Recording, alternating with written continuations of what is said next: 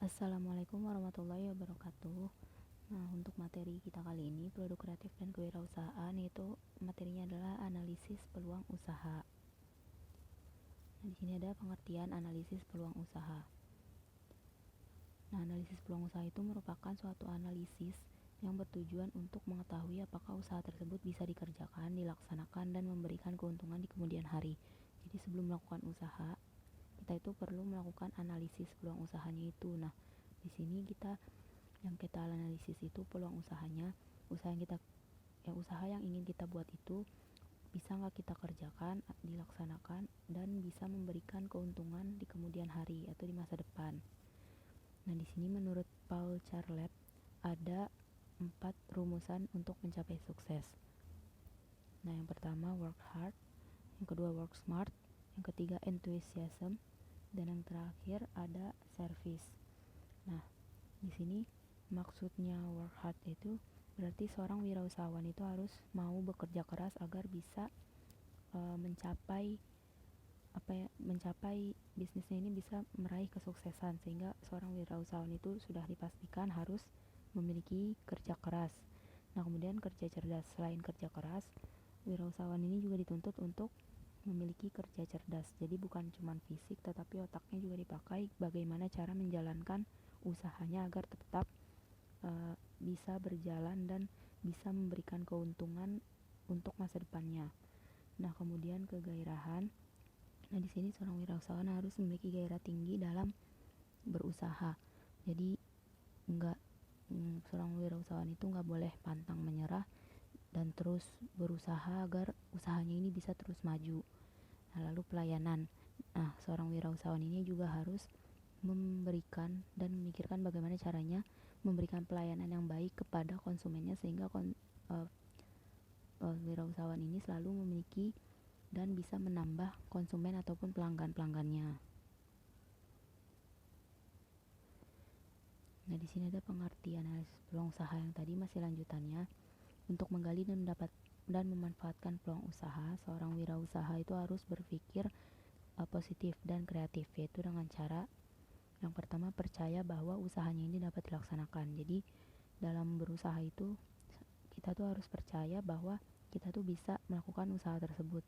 Jadi kalau dari kitanya sendiri tidak percaya bahwa usaha itu bisa dilakukan, nah itu yang akan membuat kita bisa gagal dalam menjalankan sebuah usaha. Lalu yang kedua ada menerima gagasan baru. Jadi kita tuh mau bisa dan pokoknya bisa menerima gagasan atau ide-ide baru gitu. Jadi nggak cuman ide-ide yang lama aja yang dipakai. Lalu yang ketiga ada bertanya pada diri sendiri. Nah, bertanya pada diri sendiri apakah kita ini bisa menjalankan terus usaha itu, lalu bisa mendengarkan saran orang lain. Di sini saran ya. Nah, jadi kita juga nggak boleh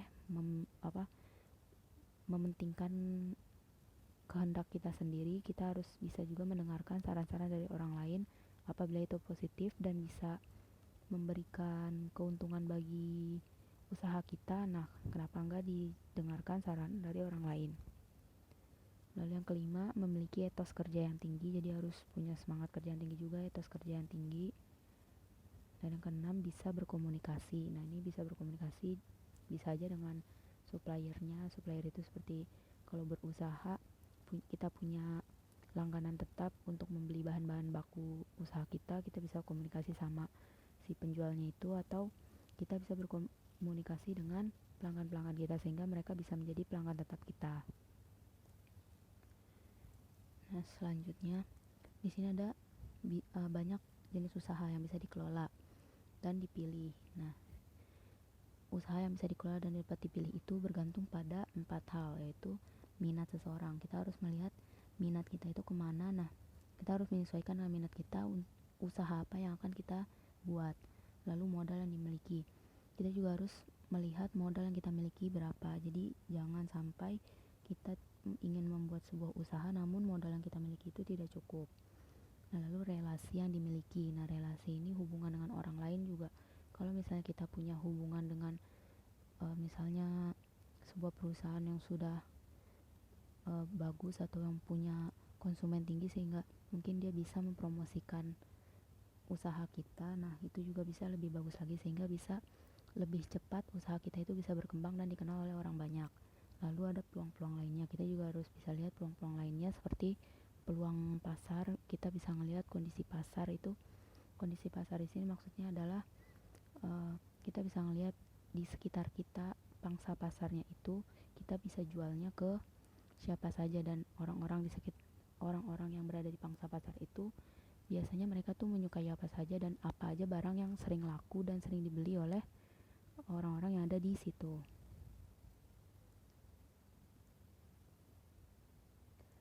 Nah, selanjutnya tujuan dan analisis peluang usaha.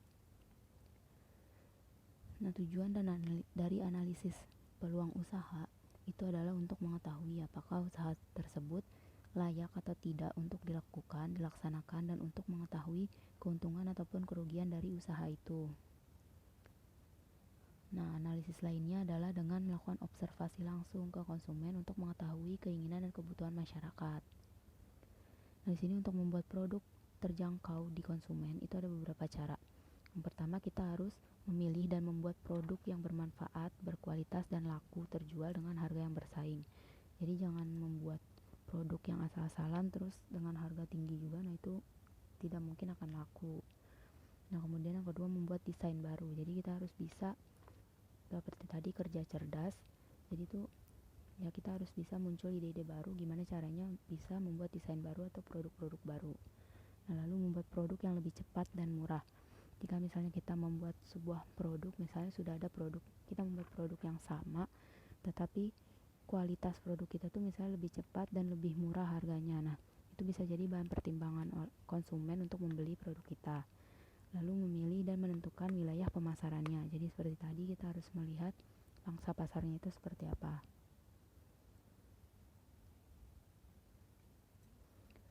Nah, selanjutnya metode pendekatan analisis peluang usaha.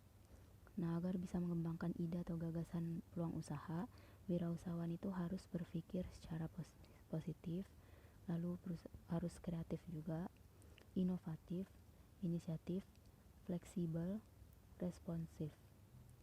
Nah, analisis peluang usaha ini merupakan salah satu cara atau strategi dalam memulai sebuah usaha. Dalam menjalankan usahanya, seseorang itu sudah bisa memiliki gambaran gimana caranya untuk mengelola usahanya ini nanti ke depannya itu kayak gimana.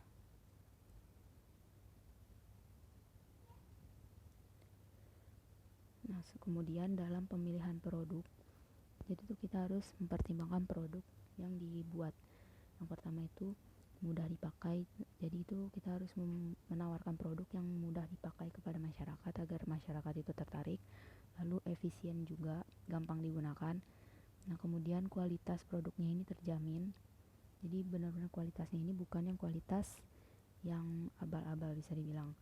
Nah, lalu hemat dalam pemakaiannya. Jadi masyarakat ini nggak perlu menambah biaya lagi dalam memakai produk yang kita jual itu. Lalu adanya jaminan keamanan dalam pemakaian produk yang kita jual. Nah, pemetaan analisis produk dikelompokkan menjadi 3. Yang pertama, produk yang mampu mempermudah pekerjaan rumah tangga. Nah, ini biasanya dengan adanya produk-produk ini, jadi tuh masyarakat bisa lebih cepat dalam menyelesaikan pekerjaan rumah tangga. Nah, ini pastinya sangat dibutuhkan sama orang-orang, terutama ibu rumah tangga juga. Nah, makanya produk yang mampu mempermudah pekerjaan rumah ini bisa dijadikan salah satu peluang usaha. Lalu yang kedua, produk yang mampu mempermudah pekerjaan di luar rumah. Nah, ini seperti contohnya tuh kayak tas. Misalnya tas ini tuh bukan cuma untuk menyimpan barang-barang kecil, tetapi bisa juga menyimpan barang-barang lain yang lebih besar. Tapi bentuk tasnya itu tidak yang besar-besar gitu misalnya. Lalu yang ketiga, ada produk lain yang dibutuhkan tanpa mengenal tempat. Nah, di sini contohnya itu kayak air dalam kemasan kayak aqua botol. Sekarang kan lebih mudah digunakan dan mudah ditemukan. Kemudian botolnya juga kan gak perlu kita bawa pulang lagi dan bisa langsung dibuang. Nah, kemudian ada 3 metode nih yang digunakan dalam analisis peluang usaha. Yang pertama, analisis SWOT. Yang kedua, analisis 5W1H, dan studi kelayakan usaha. Nah, yang pertama, analisis SWOT. Nah, analisis SWOT ini merupakan metode perencanaan strategis yang digunakan untuk mengevaluasi kekuatan atau strength, kelemahan atau weakness, peluang atau opportunities, dan ancaman atau threats dalam suatu proyek bisnis. Jadi dari analisis SWOT ini kita bisa menganalisis kekuatan, peluang, kelemahan, dan ancaman sebelum kita membuat sebuah usaha. Nah, proses ini melibatkan penentuan tujuan yang spesifik dan spekulasi bisnis dan mengidentifikasi faktor internal dan eksternal yang mendukung dan tidak dalam mencapai tujuan tersebut. Jadi kita bisa lihat faktor-faktor yang bisa mendukung ataupun tidaknya dalam mencapai tujuan dari sebuah usaha. Nah, analisis SWOT ini itu juga singkatan dari yang strength, weakness, opportunity, dan threat. Itu disingkatnya SWOT. Nah, strength di sini adalah kekuatan apa yang mendukung usaha. Jadi apa nih kekuatan dari usaha yang kita buat ini untuk mencapai sasaran kita. Lalu weakness.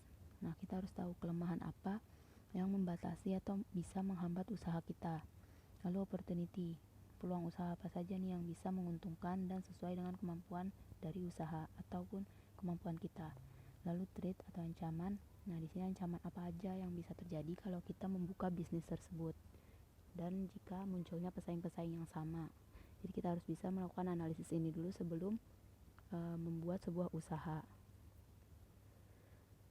Nah, kemudian yang kedua, analisis 5W1H. Nah, di sini 5W1H itu juga sama kayak SWOT, itu singkatan. Nah, di sini 5W1H pasti juga udah pernah kalian dengar. Nah, yang pertama itu what atau jenis usaha apa yang ingin kita buat. Jadi kita harus tahu dulu apa usaha yang kita buat, lalu why. Nah, kenapa kita milih usaha itu? Kita harus analisis juga tuh kenapa. Lalu when, kapan kita akan memulai usahanya, lalu where. Nah, di mana nih kita juga harus memilih lokasi yang bisa dibilang strategis agar bisa dijangkau oleh masyarakat dan masyarakat itu tahu kalau misalnya ada tempat usaha di tempat yang mudah ditemukan oleh orang.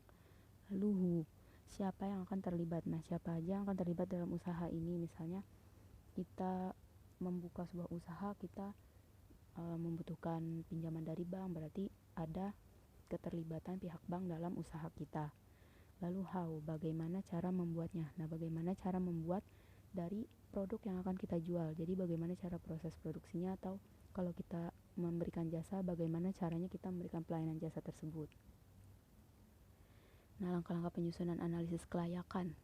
Di sini yang pertama, kita harus mengamati kebutuhan yang paling banyak diperlukan masyarakat. Jadi sebelum membuka usaha, kita harus ngeliat dulu di masyarakat itu apa aja yang sekarang lagi dibutuhkan. Jadi kita bisa menjual apa-apa saja yang sedang dibutuhkan oleh masyarakat. Lalu kapan mereka membutuhkan barang tersebut? Kapan nih orang-orang membutuhkan barang yang kita jual itu, sehingga kita bisa mendapatkan keuntungan dari jika kita tahu gitu kapan barang-barang ini laku akan dijual.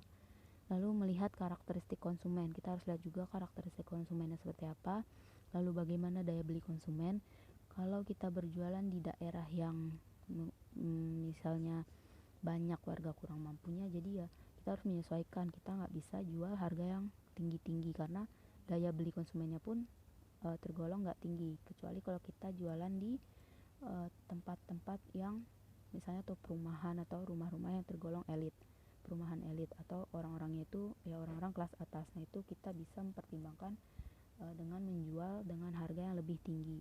Lalu lihat juga ada pesaing atau tidak. Kalau kita ada pesaing, kita nggak bisa jual harga di atas pesaing juga, pasti kita akan kalah karena orang-orang akan lebih memilih pesaing yang harganya lebih di bawah kita. Jadi mungkin bisa disetarakan harganya dengan pesaing, tapi kita harus membuat produk yang memiliki kualitas yang lebih bagus, mungkin seperti itu.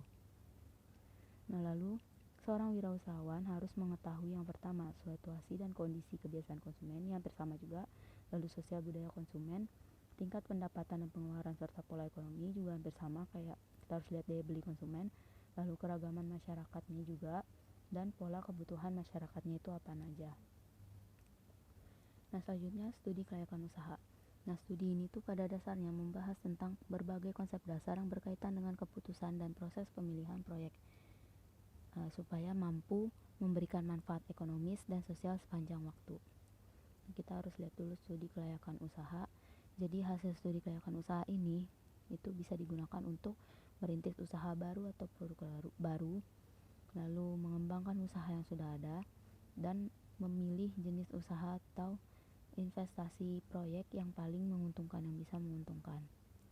Nah, studi kelayakan usaha ini juga dapat dilakukan dengan cara yang pertama, kita ada tahap penemuan ide atau perumusan gagasan. Kita harus merumuskan gagasannya dulu, jadi mencari kemungkinan-kemungkinan dari bisnis atau produk usaha yang bisa diidentifikasi gitu. Misalnya kita membuat produk bahan lunak ataupun membuat kosmetik atau membuat kuliner. Jadi kita harus cari dulu kemungkinan bisnisnya dari usaha yang akan kita buat. Lalu tahap formulasi tujuan. Nah, di sini kita harus merumuskan visi dan misi ke depannya untuk mewujudkan apa yang ingin kita capai. Lalu ada tahap analisis, yaitu proses sistematis yang harus dilakukan dengan memperhatikan aspek-aspek, meliputi aspek pasar, teknik produksi, aspek manajemen, dan aspek finansialnya. Nah, lalu tahap keputusan. Di sini kita bisa mengevaluasi, pelajari, dan lihat hasilnya, maka kita tuh bisa mengevaluasi apa aja kekurangan-kekurangan yang perlu diperbaiki untuk kemudian harinya gitu. Nah, pemanfaatan peluang secara kreatif dan inovatif. Nah, di sini ada 7 langkah proses berpikir. Yang pertama persiapan, preparation, investigation atau penyidikan, transformasi, penetasan, penerangan, pengujian, dan penerapan. Di sini bisa kalian lihat sendiri. Nah, kemudian ada inovasi. Nah, di sini inovasi merupakan proses pengubahan peluang menjadi gagasan atau ide. Nah, kemudian menurut Kuratko ada 4 jenis inovasi. Yang pertama invensi atau penemuan, lalu ekstensi atau pengembangan, duplikasi atau penggandaan, dan sintesis atau formula baru.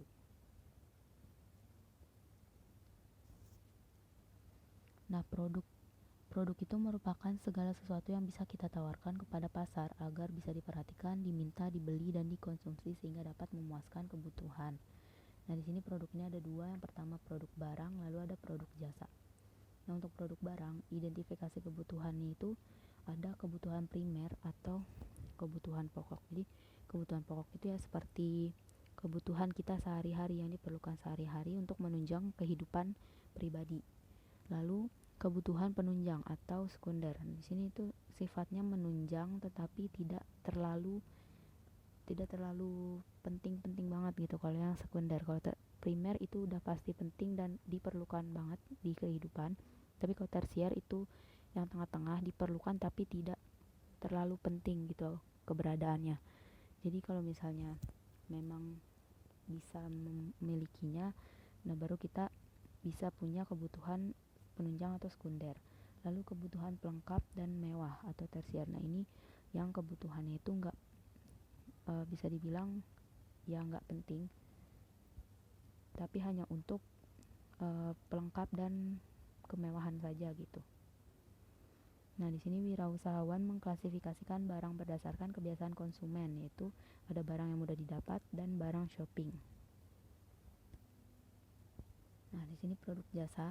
Jasa itu merupakan kegiatan atau manfaat yang ditawarkan oleh satu pihak ke pihak lain dengan sifat dan bentuknya ini meliputi yang pertama nggak berwujud, yang kedua tidak bisa dipisahkan, yang ketiga sifatnya ini juga berubah-ubah, dan daya tahannya juga ya bisa dibilang berubah-ubah juga.